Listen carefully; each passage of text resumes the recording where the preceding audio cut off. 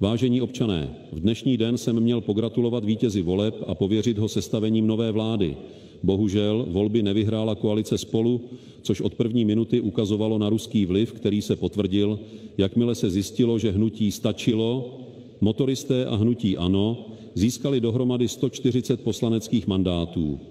Hned další den obdržel Ústavní soud zvýšené množství žádostí o anulování voleb, kterým se rozhodl vyhovět, protože šlo o žádosti samých lepších lidí, jako je Pavel Novotný, Markéta Pekarová Adamová, a 3 žádosti byly také od Víta Rakušana.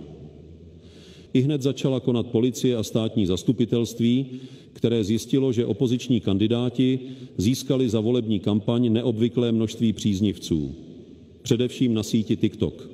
Jejich vysvětlení, že půl roku dělali kontaktní kampaň, což Fiala nemohl, protože by od lidí dostal na budku, prokurátoři odmítli jako nepodložené. Dále se ukázalo, že Kateřina Konečná obdržela v jednom příspěvku like od Jiřího Ovčáčka, Andrej Babiš měl několik pozitivních komentářů od Viktora Orbána, které byly zákeřně napsané maďarsky, a Petra Macinku podpořil Václav Klaus přímo u řečnického pultu.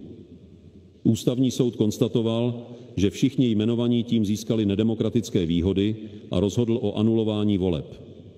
Jako váš prezident jsem rozhodl, že v zájmu demokracie už volby nemůžeme dopustit. Proto vyhlašuji stav ohrožení, zákaz shromažďování a všeobecnou mobilizaci.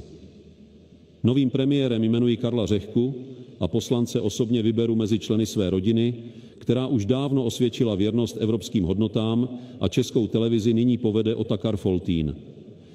Igora Mříže, vlastně Stříže, pověřuji bojem s dezinformacemi a varuji všechny, že sice máte svobodu projevu, ale nikoli v svobodu po projevu. Rozejděte se a dodržujte klid a řád, který jsem zavedl.